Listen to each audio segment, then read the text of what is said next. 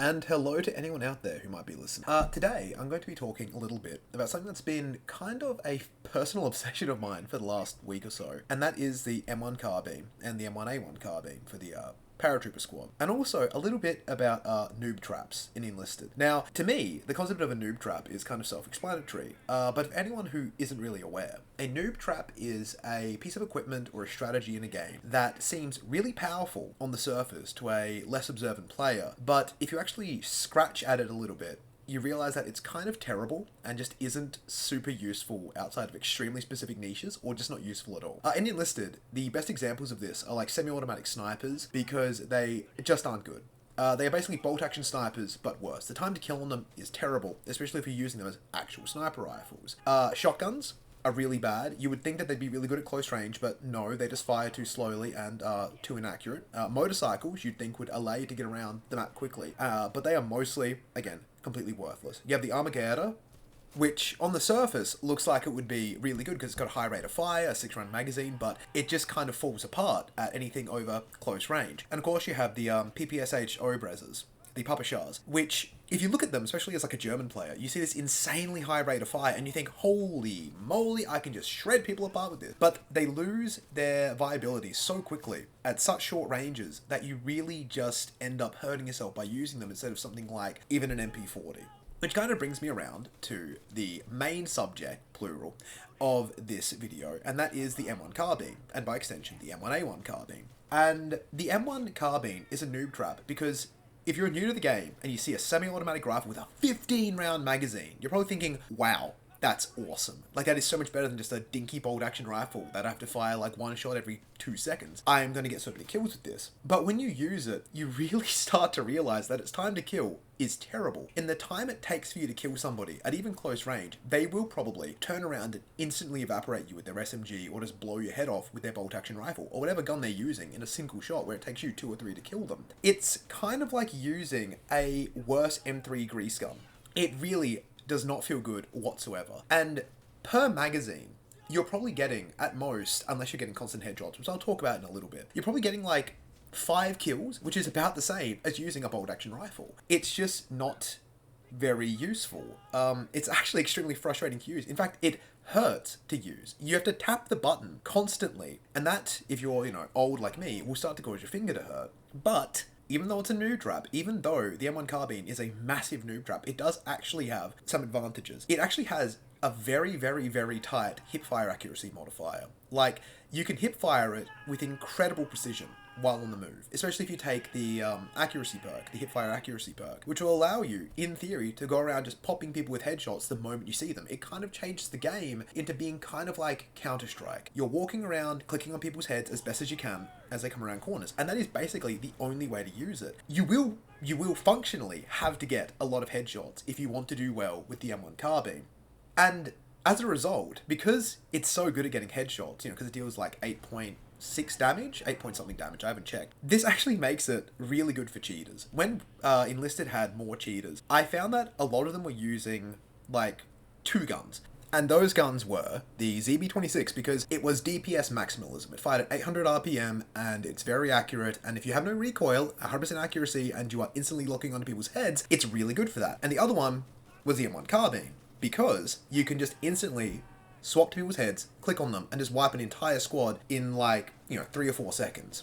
And if you're watching the gameplay that's going on, you'll see that I am, hip firing a lot. I am actually having, surprisingly, a decently good time. It's not an effective time, it's not an exceptionally great time, but there's a strange amount of fun to using the M1 carbine. It's bad, it's not good. If you are trying to actually win a match, most of your time using the M1 carbine will be spent getting out DPS'd by everything, or out alpha damaged by everything. If you run into a squad using bolt-action rifles, your entire squad will get wiped out by them because they're slowly plinking at the enemy, killing them in like 2 to 4 hits, while they get killed in a single shot. If you run into guys using machine guns, they'll all get wiped for the same reason. The machine gun can just hold left mouse button and wipe everybody out. But it's just kind of enjoyable to use. It's kind of pleasant to walk around clicking on people. And when you kill people with a gun that is as unviable as the M1 carbine, you feel kind of accomplished, kind of satisfied. I guess that the biggest issue with the M1 carbine is really just that it has a terrible rate of fire.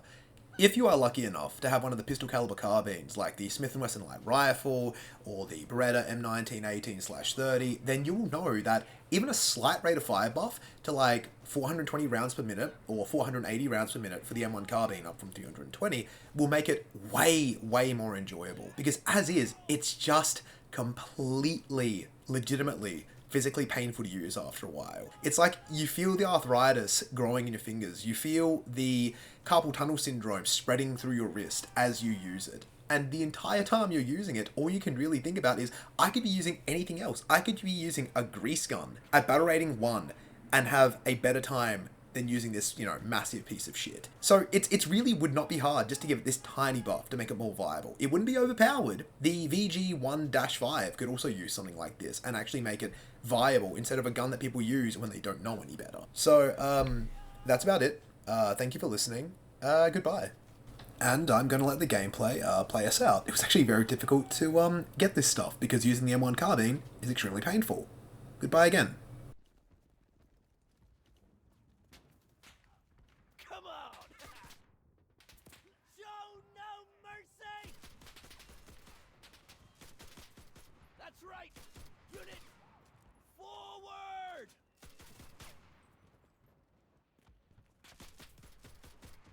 Ha! Victory will be ours! Let's go! Our men are capturing the position, capturing the control point. Ha! Victory will be ours! I'm capturing! That squad! Regroup! Regroup! Show no mercy! Yes! Get in! That's right! Unit forward!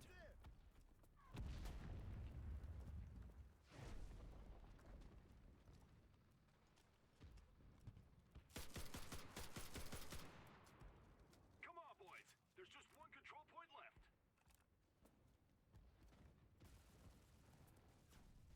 Ha! Victory will be ours!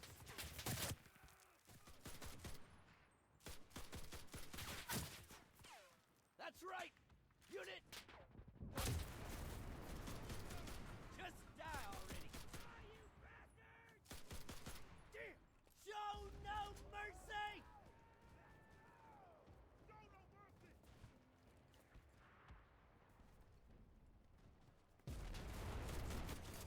Attack! Let's go!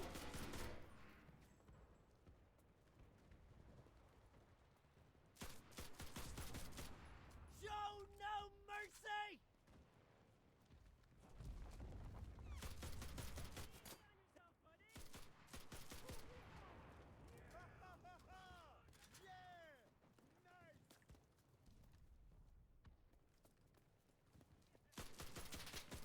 That's right! Unit forward! Come on! Yeah!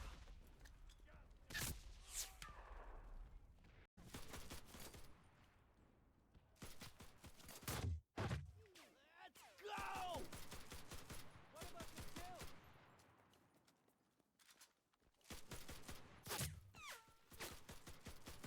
Attack!